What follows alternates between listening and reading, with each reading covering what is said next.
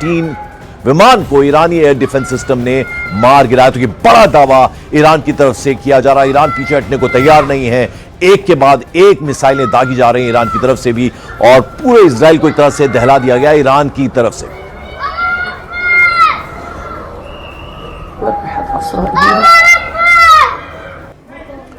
और आइए सीधे आपको लिए चलते हैं वॉर जोन, जहां से रिफत अब्दुल्ला मेरे सहयोगी इस वक्त मौजूद है तेल अवीव में, जो कि राजधानी है इजराइल की। रिफत, क्या ताजा अपडेट, क्या ताजा जानकारी इस वक्त है आपके पास?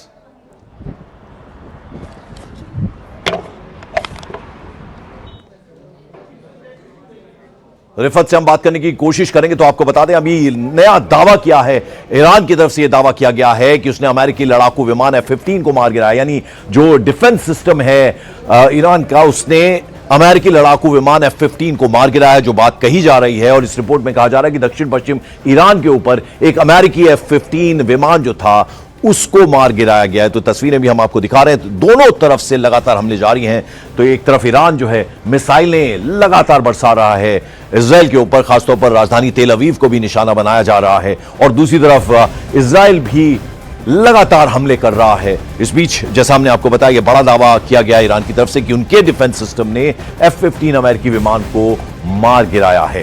तो ये रिपोर्ट्स में कहा गया है F-15 विमान को ईरानी एयर डिफेंस सिस्टम ने गिरा दिया है, और यह बड़ा दावा ईरानी आर्मी की तरफ से किया गया है। यानी ये जो डिफेंस सिस्टम उनका है, और F-15 अमेरिकी विमान को उसने निशाना बनाया है।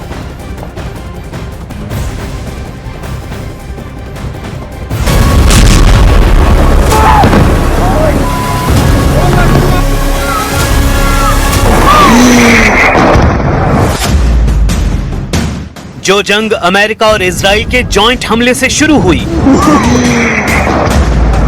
जिसमें ईरान के सुप्रीम लीडर अयतुल्ला अली खामेनेई की मौत हुई,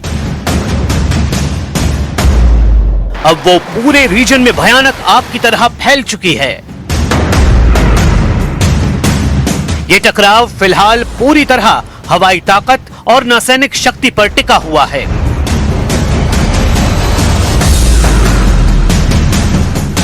मिसाइलें, ड्रोन, लड़ाकू विमान, स्टेल्थ जहाज, युद्धपोत, कैरियर स्ट्राइक ग्रुप, सबमरीन। दूसरे विश्व युद्ध के बाद ये पहली बार है जब ऐसी जंग देखने को मिल रही है जिसमें मुख्य तौर पर नेवल पावर का इस्तेमाल हो रहा है। अमेरिका हदों को पार करते हुए जंग को हिंद महासागर तक ले गया है। श्रीलंका के पास ईरानी नौसैनिक फ्रिगेट को अमेरिकी पनडुब्बी ने हमला कर डुबो दिया। दूसरे विश्व युद्ध के बाद यह पहली बार है जब अमेरिकी पनडुब्बी ने टॉर्पीडो से किसी युद्धपोत को निशाना बनाया। करीब 100 ईरानी नाविक मारे गए और हालात ऐसे होने लगे हैं कि समुद्री टकराव बढ़ने लगा है। The first sinking of an enemy ship by a torpedo since World War II. Like in that war, back when we were still the War Department, we are fighting to win.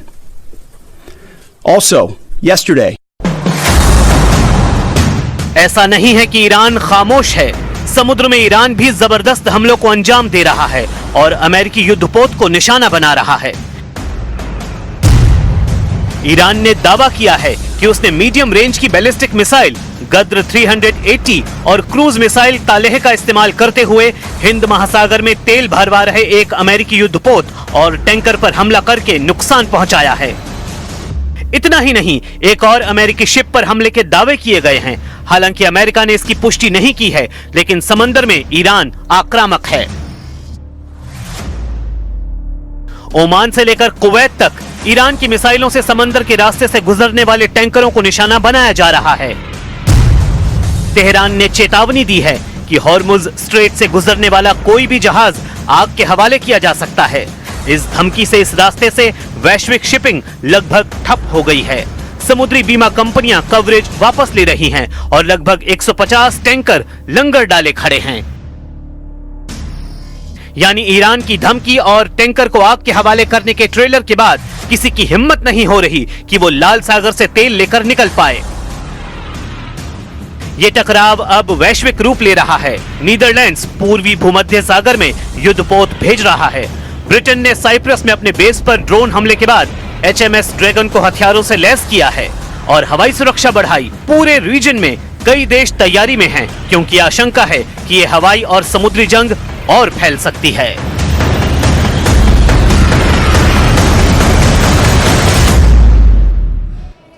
और इस महायुद्ध में अचानक से America की घातक torpedo mark 48 चर्चा में आ गई है। टॉर्पीडो उस मिसाइल को कहते हैं जिसे पनडुब्बी से पानी के अंदर दागा जाता है। हिंद महासागर में अमेरिकी पनडुब्बी ने मार्क 48 के जरिए ईरानी युद्धपोत आयरिस देना को तबाह कर दिया है। यूएस की पनडुब्बी ने टॉर्पीडो से अटैक किया, जिसमें ईरानी युद्धपोत आयरिस देना के टुकड़े टुकड़े हो गए। Mark 48 anti surface ship torpedo है। यह आपको बतला दें कि पानी के अंदर करीब 2500 फीट में एक्टिव रहता है। बेहद तेज रफ्तार है इसकी और पानी के अंदर खासतौर पर 35,000 यार्ड 55 प्लस समुद्री मील घंटे की रफ्तार से यह वार करती है। 4000 यार्ड की दूरी से ये टारगेट लॉक कर लेती है। वायर गाइडेंस टेक्नोलॉजी से ये अपने टारगेट का पीछा करती है और बिल्कुल सटीक तरीके से वार करती है, जैसा कि ईरान के युद्धपोत के मामले में इसने किया है। तो कितनी मारक क्षमता इसकी है वो हम आपको बता रहे थे कि किस हद तक जाकर ये मार करती है। तो आपको बता दें कि जैसा कि ईरान लगातार दावा करता है कि युद्धपोत के मामले में इसने ये किया है। रिफत अब्दुल्ला मेरे सहयोगी इस वक्त इजराइल की कैपिटल तेल अवीव में मौजूद हैं। रिफत, अभी दावा किया जा रहा है ईरान की तरफ से कि उसने अमेरिकी F-15 विमान को मार गिराया है। आप जहां पर मौजूद हैं, क्या ताजा अपडेट, क्या ताजा जानकारी? देखिए, लगातार जो दावा है इसराइल का कि ईरान पे जिस तरीके से हमले हो रहे हैं, ये इसराइल का दावा है कि जो लॉन्च पैड्स हैं या लॉन्चर्स हैं, मिसाइल लॉन्चर्स हैं, उनको तबाह कर दिया गया है और ये जॉइंट एक्सरसाइज है यूएस फोर्सेस और इसराइली फोर्सेस की। और दूसरी तरफ से ईरान की तरफ से लगातार मिसाइल्स और रॉकेट दागे जा रहे हैं। न सिर्फ ईरान की तरफ से बल्कि हिजबुल्लाह भी लगातार अटैक कर रहा है। हालांकि इसराइली फोर्सेस की तरफ से लगातार लेबनान में हमले किए जा रहे हैं। मैं इस वक्त हालांकि टेल अवीव में हूँ। थोड़ी देर पहले यहाँ पे सायरन्स बजी थी और सब कुछ यहाँ पे जो सन्नाटा ही दिख रहा था। लगातार जेरूसलम पे भी कल कई ताबड़तोड़ हमले जो है ईरान की तरफ से किए गए और हिजबुल्लाह की तरफ से किए गए, लेकिन इसराइली फोर्सेस जो है लगातार हिजबुल्लाह को भी निशाना बना रहे हैं और ईरान में भी हमले कर रहे हैं।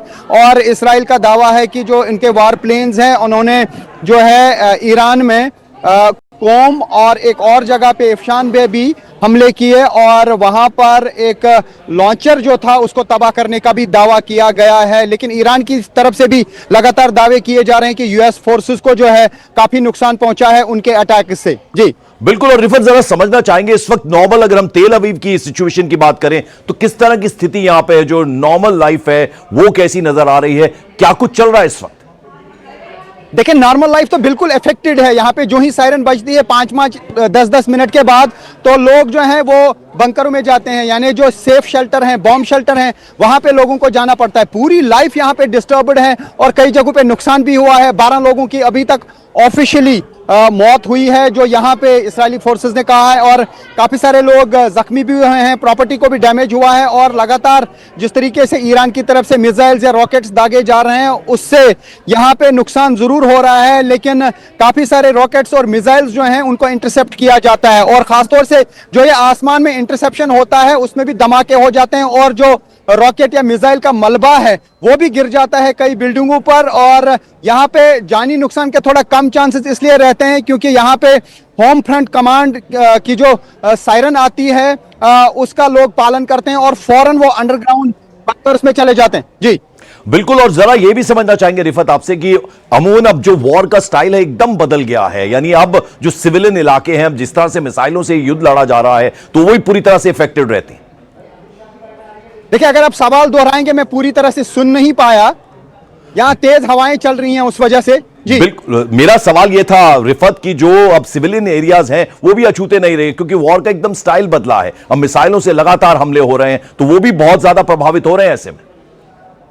देखिए, ईरान की तरफ से टारगेट न जाने क्या क्या होता है, लेकिन कुछ सिविलियन एरिया में भी यहाँ पे जो है रॉकेट्स गिरे हैं जिसकी वजह से नुकसान हुआ। जैसा मैंने कहा कि जिस जगह पे ये 12 लोग मारे गए वहां पे हालांकि वो अंडरग्राउंड बंकर में थे, लेकिन उसके बावजूद भी वो मारे गए क्योंकि मिसाइल की ताकत बहुत ज्यादा है। बैलिस्टिक मिसाइल्स लगाए जा रहे हैं, बहुत पावरफुल मिसाइल्स होते हैं, इसी वजह से नुकसान पहुंच रहा है। तो ये कहा जा सकता है कि कोई भी जगह सेफ नहीं होती। और अगर हम इस बार की क्राइसिस की बात करें, पूरे मिडिल ईस्ट में काफी क्राइसिस हैं क्योंकि फ्लाइट्स कैंसिल हो रही हैं, एयर स्पेसेस बंद हैं। हालांकि कुछ रूट्स के लिए टेल अवीव एयरपोर्ट से फ्लाइट्स गई हैं, शायद जो यूएस के नागरिक वगैरह यहाँ पे फंसे हुए थे, शायद उनको निकालने के लिए उन फ्लाइट्स का ऑपरेशन शुरू किया गया है, बहुत ही लिमिटेड। लेकिन मिडिल ईस्ट में जगह जगह पे फ्लाइट्स कैंसिल हो रही हैं। हमें भी काफी दिक्कत आई यहाँ पहुंचने में क्योंकि हमारी भी फ्लाइट्स पहले कैंसिल हो गई। तो खैर बहरहाल बॉर्डर्स के थ्रू हम यहाँ पे पहुंचे मुश्किल हालात में। तो हम यहाँ पे ये देख रहे हैं कि इर्द गिर्द सन्नाटा है और बहुत ही कम लोगों की मूवमेंट यहाँ पे देखने को मिलती है। ये जो एरिया है ये उन्होंने गति देने का काम किया। उन्होंने अपने शासनकाल में बिहार को जंगल राज से मुक्त करने का काम किया। इन्होंने बिहार की सड़कों को न केवल गांवों तक जोड़ा, बिहार की सड़कों की स्थिति को भी सुधार किया। इतने लंबे करियर में विधायक, सांसद, मुख्यमंत्री, केंद्रीय मंत्री रहते हुए उनके कुर्ते पर कभी दाग नहीं लगा। पूरा जीवन भ्रष्टाचार के आरोप लगने बगैर इतना लंबा राजनीतिक सफर शायद ही किसी राजनेता ने तय किया हो जो नीतीश कुमार जी ने किया है। बिहार में हर गांव, हर घर में बिजली पहुंचाने में भी उनका बहुत बड़ा योगदान रहा। हमेशा नीतीश जी सादगी, शुचिता और सार्वजनिक जीवन के उच्चतम मूल्यों के पक्षधर रहे हैं, जिनका पालन उन्होंने भी किया। नरेंद्र मोदी जी के नेतृत्व में 11 साल तक बिहार को हर प्रकार से आगे ले जाने में बहुत बड़ा योगदान किया और उनके नेतृत्व में ही मोदी जी की भेजी हुई सभी योजनाएं बिहार के जन जन तक पहुंची। 1974 के जयप्रकाश आंदोलन के वो प्रमुख नेता रहे हैं और तब से लेकर आज तक पूरा जीवन जेपी के सिद्धांतों पर उन्होंने बिताने का प्रयास किया। आज फिर से एक बार वो राज्यसभा के सांसद के नाते दिल्ली आ रहे हैं। मैं और एनडीए के सभी साथी उनका हृदय से स्वागत करते हैं और उनका कार्यकाल जो मुख्यमंत्री के नाते हैं वो हमेशा बिहार के लोग याद भी रखेंगे, उसका सम्मान भी करेंगे।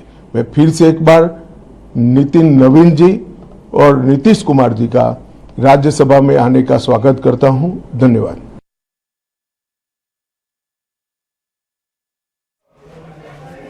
तो आपने सुना किस तरह से अमित शाह, गृहमंत्री अमित शाह बोल रहे थे नीतीश कुमार के बारे में कि लंबा राजनीतिक अनुभव उनका रहा है और एकदम स्वच्छ छवि उनकी रही है। 9 बार प्रदेश के मुख्यमंत्री रहे, इतने लंबे कार्यकाल के लिए, लगभग 22 साल के लिए मुख्यमंत्री रहे। उसके अलावा 6 बार सांसद रहे और अब सेंटर में आ रहे हैं। राज्यसभा के लिए नॉमिनेशन फाइल उन्होंने कर दिया है, तो हम उनका स्वागत करते हैं। और वापस युद्ध की बात करें, वॉर सिचुएशन के बीच इजराइल के तमाम जो सिटीज हैं, शहर हैं, हड़कंप मचा हुआ है। आसमान से कब कहां मिसाइल आकर गिर जाए कहीं कोई अंदाजा ही नहीं है। आपको तेल अवीव से एक्सक्लूसिव तस्वीरें जरा दिखा दें।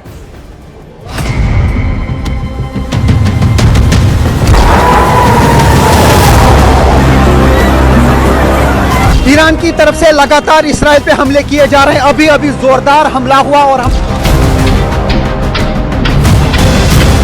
फकत टेल अवीव में हूं।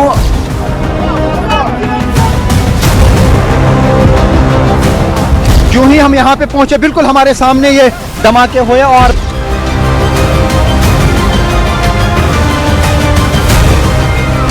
अभी 2:30 बजे भी सायरन बजी थी। आप सुनिए, लोग जो है शेल्टर की तरफ भाग रहे हैं। चांद के साथ में थोड़ा सा स्मोक देख रहे हैं और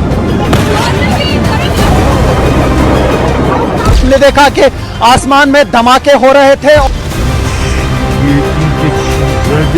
मिसाइल्स जो हैं वो इंटरसेप्ट किए गए हैं।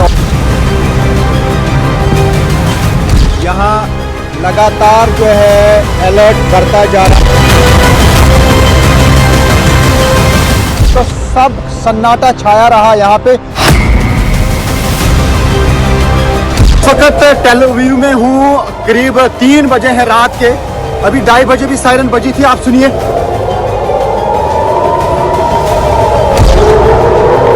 आप सुन सकते हैं लोग जो है शेल्टर की तरफ भाग रहे हैं।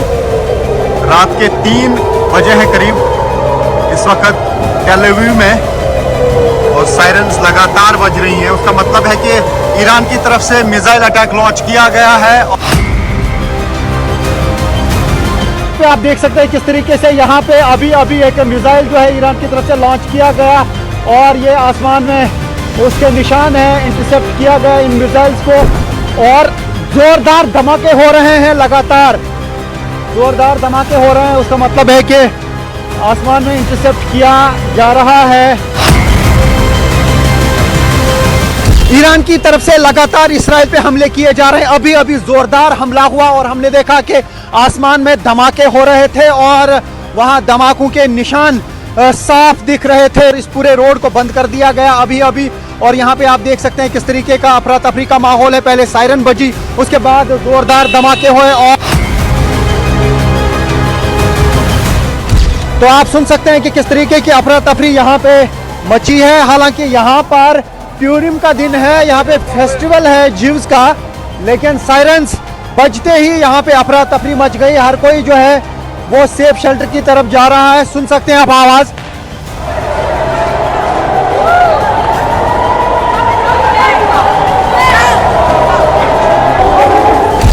तो आप आवाज सुन सकते हैं। इस वक्त जो है फिर से सायरन बज गई है और लोग जो है वो इस वक्त भाग रहे हैं शेल्टर की तरफ। बम शेल्टर जो है, जो सेफ शेल्टर से वहां की तरफ जा रहे हैं। हम इस वक्त नॉर्थ ईस्ट जेरूसलम में हैं। अभी सायरन बज गई है और लोग यहाँ पे जमा हो रहे हैं। अगर एक और सायरन बजती है तो लोग यहाँ पे अंडरग्राउंड बंकर्स में जाएंगे। आप देख सकते हैं कि इर्द गिर्द लोगों ने गाड़ियाँ खड़ी कर दी हैं और रुक गए हैं और अब वेट कर रहे हैं। अगर एक और सायरन बजती है तो सारे लोग जो है वो यहाँ पे अंडरग्राउंड बंकर्स में जाएंगे। इसराइल में अभी सायरन्स बज रही हैं, उसका मतलब है कि ईरान से मिसाइल लॉन्च किए गए हैं। आप सुन सकते हैं आवाज।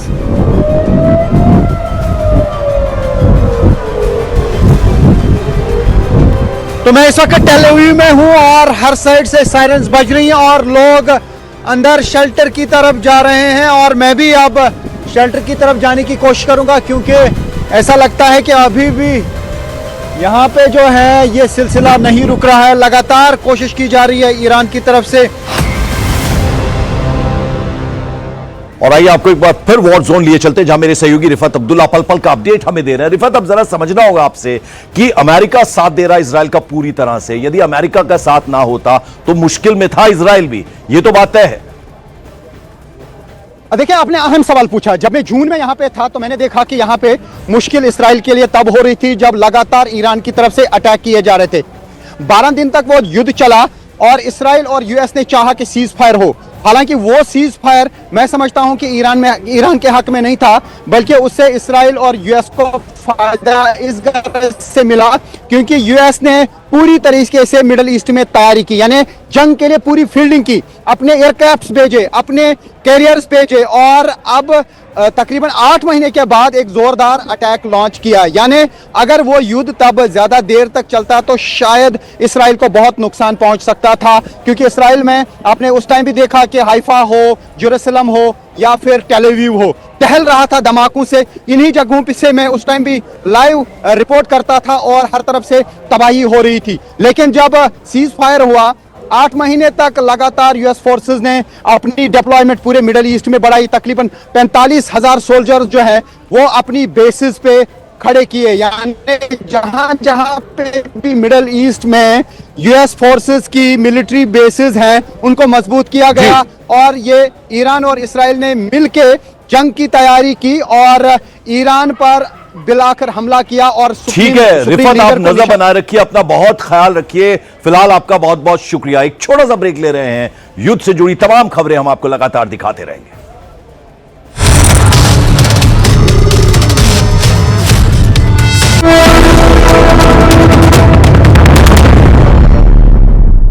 तो जो इकोनॉमिकली बैकवर्ड क्लासेस और कास्ट है